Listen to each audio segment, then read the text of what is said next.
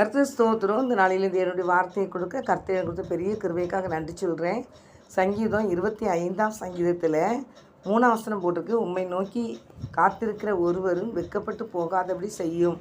முகாந்திரம் இல்லாமல் துரோகம் பண்ணுகிறார்களே வெட்கப்பட்டு போவார்களாக அப்படின்னு சொல்லி தாவீது சொல்கிறாரு.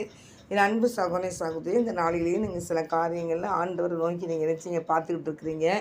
ஆண்டவர் உங்களை நினச்சிவார். ஒருபோதும் கத்தை வெட்கப்படுத்தவே மாட்டார். எந்த சூழ்நிலையாக இருந்தாலும் நான் வெட்கப்பட்டு போயிடணும் அப்படின்னு சொல்லி நீங்கள் கூட நினைக்கலாம். ஒரு காரியத்துலேயும் ஆண்டோடைய பிள்ளைகளாக நீங்கள் இருந்தீங்கன்னா கண்டிப்பாக எதுலேயுமே நீங்கள் வெட்கப்பட்டு போக மாட்டீங்க. ஏசப்பா அவர்களுடைய பிள்ளைகளுக்கு கேடகமாக இருக்கிறேன்னு தான் ஆண்டவர் சொல்லியிருக்கிறாரு. அந்த ஆபிரகாமை பார்த்தீங்கன்னா அவர் சொல்லுவார், ஆபிரகாமே பயப்படாதே, நான் உனக்கு கேடகவும் மகாபெரிய பலனாக இருக்கிறேன்னு இருக்கிறாரு. ஆனால் கர்த்தருடைய பிள்ளைகளே நமக்கு வந்து ஒரு கேடகம் மகாபெரிய பலனாக இருக்கிறபடினால நம்ம எந்த சூழ்நிலையும் பார்த்து நம்ம என்ன செய்யக்கூடாது, பயப்படவே கூடாது. கர்த்தர் நமக்காக யாவே செய்து முடிக்கிற தேவை நம்மளோட கூட இருக்கிறார். வேதங்குரு 4ஆவது வசனம் கூட உன் கர்த்தாவே உம்முடைய வழிகளை எனக்கு தெரிவியும் அப்படின்னு தாவீது கேட்குறாரு. ஆனால் உம்முடைய வழிகளை எனக்கு தெரிவியும். நம்மளுக்கு வந்து எந்த சூழ்நிலையும் ஆண்டவர்கிட்ட வந்து நீங்கள் அந்த சூழ்நிலை பிரகாரம் போய் நின்று ஆண்டவரே உம்முடைய வழி எனக்கு தெரியும் அப்படின்னு சொன்னால் ஆண்டவர் வழி சரியான முறையில் நம்மளை நினச்சிவார், காமித்து அந்த பாதையில் அழகாக கூட்டிகிட்டு போவார்.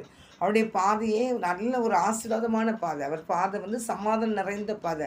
அவர் பாதை வந்து சந்தோஷம் நிறைந்த பாதை. அவர் பாதை வந்து சத்தியத்தை நம்மளுக்கு போதிச்சு நம்மளை வழி நடத்துகிற தேவர். ஆனால் கட்டுரை பிள்ளைகளாகி நம்ம அவருடைய சத்தியம்தான் நம்மளை என்ன செய்யும், பாதுகாக்கும். நம்ம சங்கீதத்தில் கூட 119ஆம் சங்கீதத்தில் கூட வசனம் 105ஆம் வசனத்தை பார்த்தோன்னா உம்முடைய தீபம் உம்முடைய வசனம் என் பாதைக்கு வெளிச்சமாக இருக்குது, என் கால்களுக்கு தீபமாக இருக்குது அப்படின்னு வசனம் இருக்கிறது மாதிரி நம்மளுக்கு வந்து அவருடைய வசனம் நம்மளுக்கு பாதைக்கு வெளிச்சமாக இருக்குது, கால்களுக்கு தீபமாக இருக்குது. அதனால் கர்த்தருடைய பிள்ளைகளை நம்ம ஏசப்பாவை நோக்கி பார்த்த பிள்ளைங்க யாரையும் ஆண்டு வெட்கப்பட்டு போக விடவே மாட்டார். ஏன்னு கேட்டிங்கன்னா அவர் சர்வ வல்லமுள்ள தேவன். நீங்கள் எந்த சூழ்நிலை இருந்தாலும் அந்த சூழ்நிலையை மாற்றி அமைக்க அவரால் முடியும். நீங்கள் கடன் பாரப்பட்டிருக்கீங்கன்னா இந்த கடனை அவரை கடன் அடைக்கிறதுக்குள்ள வாசலை அவர் திறந்து தருவார். கடன் பாரத்துலேருந்து விடுதலை பண்ணுறதுக்கு வாசலை தருவார். நீங்கள் அவரை நம்பணும், அவரை முழுமையாக என்ன செய்யணும், பிடிக்கணும். இந்த 3ஆம் 25:3 கூட உம்மை நோக்கி காத்திருக்கிற ஒருவரும் வெட்கப்பட்டேன். இப்போ அவரை நோக்கி காத்திருக்கிற யாவருமே வெட்கப்பட்டு போக மாட்டாங்க.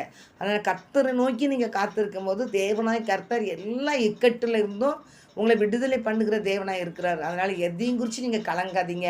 மனிதர்களுடைய எண்ணங்கள், மனிதர்களுடைய பார்வைகள், மனிதர்களுடைய செயல்கள் இதெல்லாம் பார்க்கும்போது உங்களுக்கு என்ன செய்யும், பயங்கரமான பிரச்சனைகள் உங்களுக்கு அறியாமையே நீங்கள் நினச்சிங்க மனசு கஷ்டப்படுவீங்க. ஆனால் எல்லாவற்றையும் கர்த்தர் விடுதலை பண்ணி கர்த்தர் வெளியே கொண்டு வந்து நிறுத்துவார். உங்களை கர்த்தர் வெளியே கொண்டு நிறுத்தும் போது உயர்ந்த ஸ்தலத்தில் கொண்டு வைப்பார். அப்படிப்பட்ட கிருபையும் பாக்கியத்தையும் கர்த்தர் உங்களுக்கு தந்து உங்களை ஆசீர்வதிப்பாராக. ஆமென்.